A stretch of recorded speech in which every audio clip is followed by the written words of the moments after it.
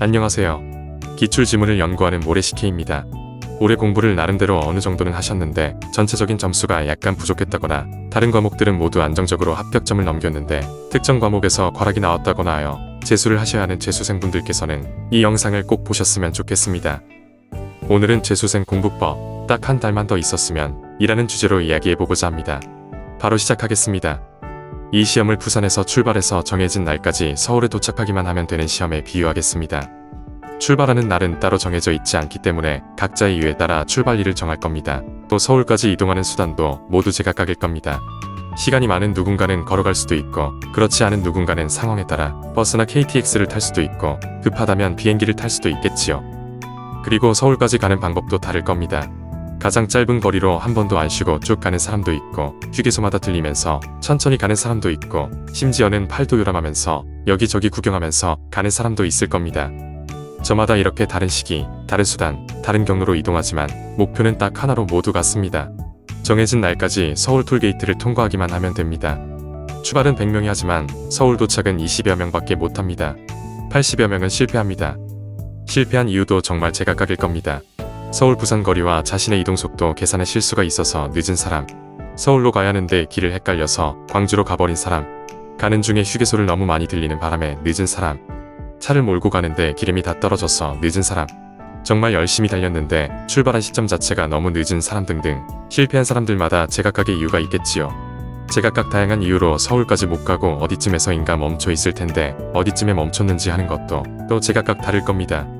톨게이트 직전에서 저기 톨게이트가 보이는데 시간이 마감되어 버린 사람도 있을 테고 수원쯤에 멈춘 사람도, 천안쯤에서 멈춘 사람도, 광주를 지나 목포에서 헤매고 있는 사람도 있을 겁니다. 재수생의 공부는 바로 이 시점에서부터 시작하시면 됩니다. 본인이 어디쯤에서 멈췄고 왜 멈췄는가에 대한 객관적이고 냉정한 진단이 필요할 테고 그 진단은 본인 스스로가 내려야겠지요. 그 진단에 따라 실패의 원인을 보완하는 것을 중점적으로 하여 멈춘 시점에서부터 다시 시작하시면 됩니다. 서울 톨게이트가 눈앞에 뻔히 보이는 곳에 멈추신 수험생은 몇 발자국만 더 가시면 합격합니다. 수원쯤에서 멈추신 수험생은 한 20에서 30km만 더 가시면 합격합니다.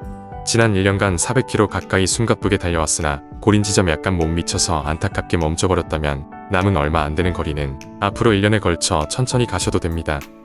이 시험의 실패는 처음으로 다시 돌아가는 뱀 주사위 놀이에서 뱀 등 타고 미끄러지는 게 아니라 멈추었던 그 자리에서 잠깐 쉬었다가 다시 시작하면 되는 부루마블의 무인도 같은 것이기 때문입니다. 이렇게 멈추었던 그 자리에서 다시 시작하면 되는 이유는 이 시험이 절대평가이기 때문입니다. 절대평가와 상대평가는 시험의 본질도 준비하는 방법도 완전히 다릅니다. 상대평가인 시험에서의 재수는 처음으로 다시 돌아가서 다시 시작하는 게 옳습니다. 상대평가인 시험은 시험에 응시한 모든 사람들이 경쟁자이기 때문입니다. 올해 시험에 100명의 경쟁자들이 있었다면 내년에 새로운 경쟁자들이 또다시 100명 생기기 때문입니다. 그러나 이 시험은 절대평가입니다. 경쟁자가 없습니다. 경쟁자는 오로지 나 자신일 뿐이고 서울에 누가 몇 시간 만에 도착하느냐 하는 건 전혀 중요하지 않으며 중요한 건 오로지 내가 정해진 날까지 서울에 도착하느냐 마느냐 하는 것입니다. 경쟁자가 새로 생기는 상대평가와는 질적으로 다른 시험입니다. 이 시험을 나름대로 수월하게 공부하여 빠른 시간 내에 합격하시는 분들은 이 절대평가라는 시험의 특성을 이해하고 절대평가 시험의 특성을 요령껏 이용하여 공부를 하신 분들입니다. 학창시절의 중간고사, 기말고사, 그리고 수능을 통해 상대평가 시험만 치러보신 분들은 상대평가 시험의 특성에만 매몰되어 절대평가 시험의 특성과 장점을 잘 이용하지 못합니다.